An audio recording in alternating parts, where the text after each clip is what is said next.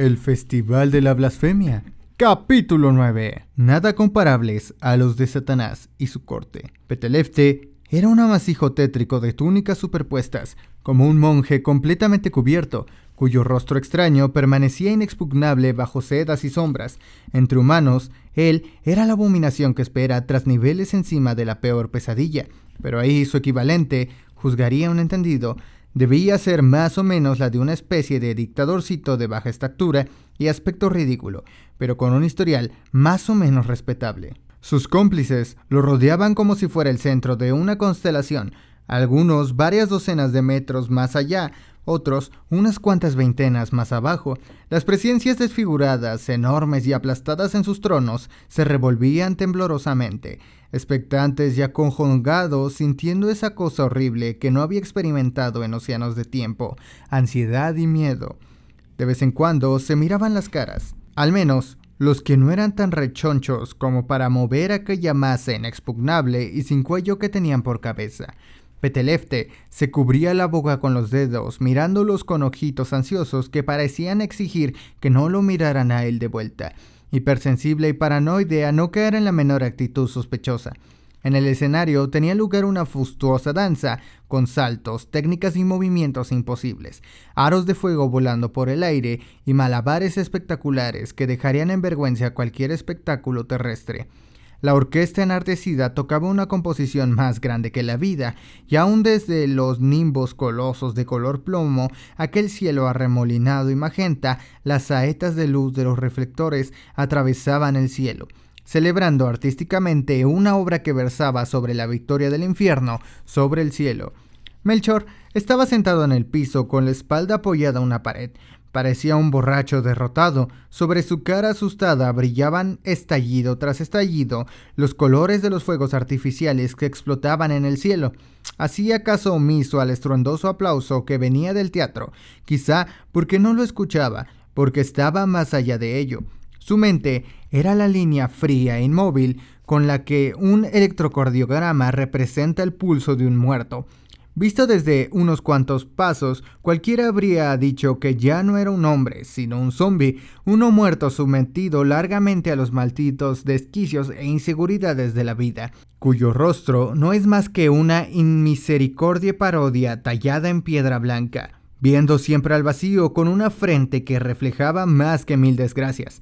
Aquel era Melchor ahora, un despojo intentando encontrar motivación, y también un dechado de patetismos que levantó la cabeza con terror cuando sintió la presencia del director de la obra frente a él, quien dijo con severidad y sin misericordia: «Levántate, que viene el final.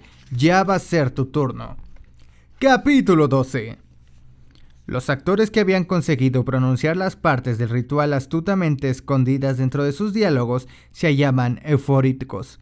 Saltaban y danzaban tras la cortina como si la victoria ya fuera de ellos.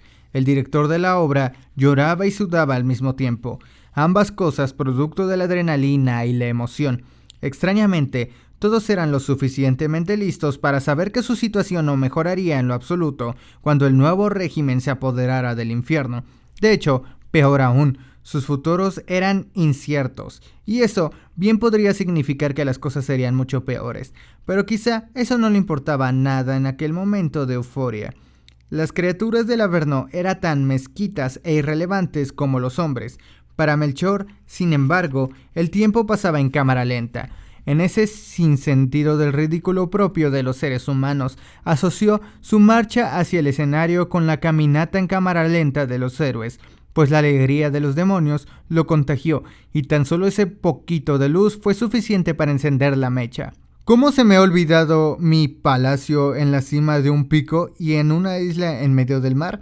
¿Y mis putas? ¿Y mis sirvientes? ¿Y mi pequeño lugar para reinar aquí en el infierno?, pensó. Su boca se fue abriendo lentamente como un vagabundo que por una vez puede tener un final feliz. Los ojos se le humedecieron. «Puedo hacerlo, yo puedo hacerlo», se dijo a sí mismo. Hizo lo que desde hacía muchísimos años no se atrevía a imaginar, que su padre lo miraba orgullosísimo desde el púlpito de algún lugar celestial. Artanis iba tras él. Al nigromante se le ocurrió fugazmente que luego de la victoria el elfo lo perdonaría. Lo perdonaría y de hecho, ¿por qué no? El terror se convertía en adrenalina y crecía. Se abrazarían fraternalmente. Despachó la última docena de pasos antes de trotar por las escaleras y de ahí al pasillo final que terminaba en las cortinas que daban al escenario algunos demonios. Miraban sorprendidos su cambio de actitud. Melchor, es tu momento, pensó fugazmente. Es tu momento y vas a lograr tus sueños. Imaginó que tras él iba el alma de su madre e incluso el alma del perro que más quiso en su vida, su amigo real. El director lo miró con cierto espanto que se transformó lentamente en una sonrisa pícara. Tuvo que atravesar un brazo en el camino de Melchor. «¡Espera!», gimió. El goblin levantó los ojos entusiasmado, prestando atención a las exclamaciones de los actores que todavía quedaban sobre el escenario. Escuchó lo que esperaba escuchar, musitando en el guión entre los labios, que conocía al pie de la letra, y entonces hició: «Ahora, Melchor, sal». El hombre atravesó las cortinas y marchó con paso triunfal hasta el centro del escenario. Allá afuera el clima no era tan pesado ni opresor como el de atrás.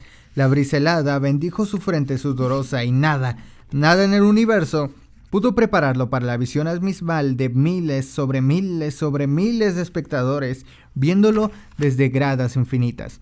Melchor caminó hasta la punta, levantó los brazos emocionados y abrió la boca. Eso fue todo, literalmente todo, porque se le olvidó lo que tenía que decir. Su cabeza todavía daba vueltas cuando se dio cuenta que no solo tenía la mente en blanco, sino que además todos sus intentos por acordarse eran inútiles. Parecía la impotencia de estar encerrado en una tumba. El hombre seguía ahí, con los brazos en alto. El público permanecía en silencio, espeso, tenso y expectante, que poco a poco comenzó a volverse incómodo. La boca de Melchor se abrió en una grieta de inconmensurable pavor, del que solo salió un gemido patético y bajo, pero paradójicamente lo suficientemente alto como para ser escuchado. Empezaron los murmullos. Quizá fue su criterio, o quizá fuera literal, pero sintió una bomba nuclear de emociones viniendo desde atrás de la cortina. Y aquello no era nada en comparación a Artanis, cuyo rostro pasaba del vello élfico a convertirse en una expresión desfigurada y monstruosa de incredulidad, odio y terror, y unas pupilas terroríficamente pequeñas para los ojos que las albergaban. Seguía buscando desesperadamente la información en el disco duro de su mente, pero entonces se le vino a la cabeza, como por azares tristes del destino, que él jamás fue bueno recordando las cosas de ese modo, forzándolas. Estaba perdido. Comenzó a sollozar de horror, incrédulo, lleno de ruido blanco, no de tristeza.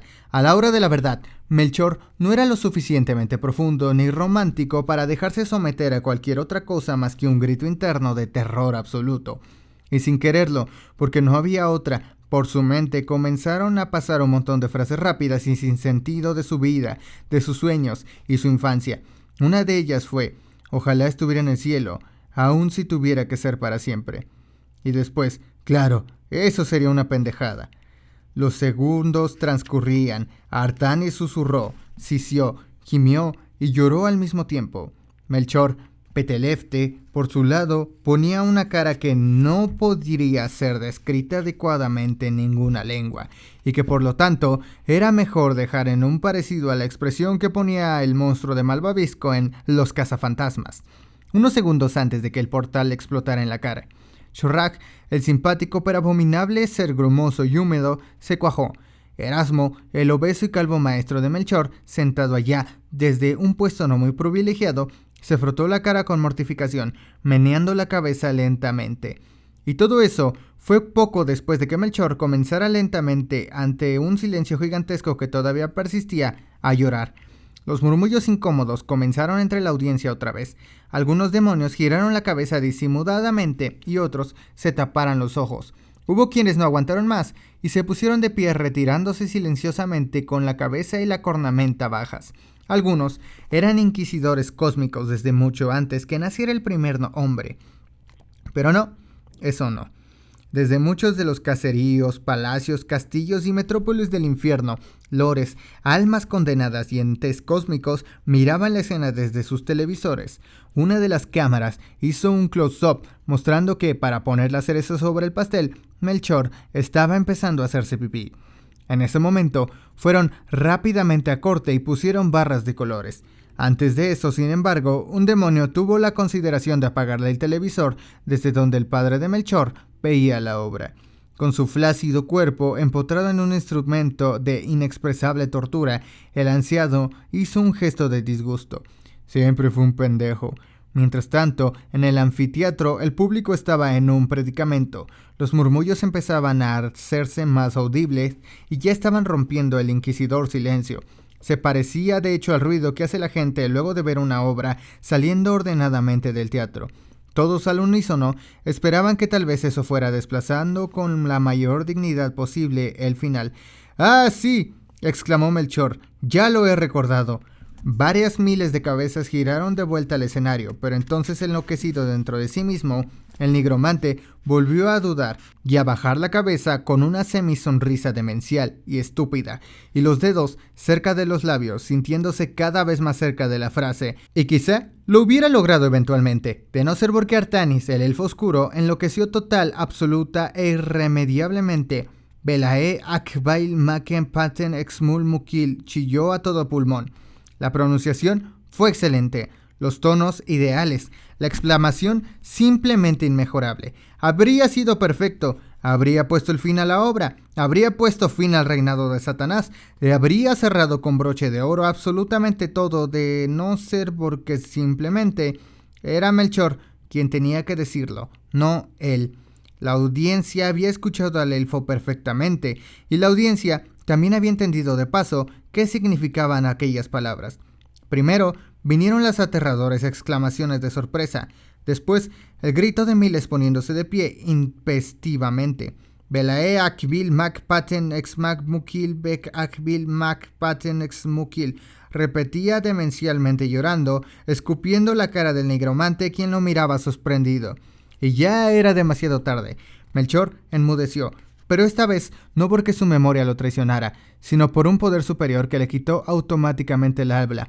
Artanis no fue tan afortunado. Recibió un ataque contra el cual ni él ni cualquier otro elfo oscuro, independientemente de su poder, habría podido defenderse. Estaba muy fuera de su liga. Los ojos esmeraldas saltaron de sus cavidades, sus huesos se desbarataron, su cuerpo se desinfló, y antes de que sus restos cayeran al suelo como un harapo viejo que alguna vez fue algo vivo, su alma se desintegró. Todos los demonios del cuerpo regente del infierno se levantaron de sus tronos. No cabía duda de que estaban furiosos, y quien había despachado al elfo no daba signos de darse por satisfecho con aquella primera demostración. El suelo comenzó a temblar. El anfiteatro se caía lentamente en pedazos. El escenario fue separado en dos por un terremoto.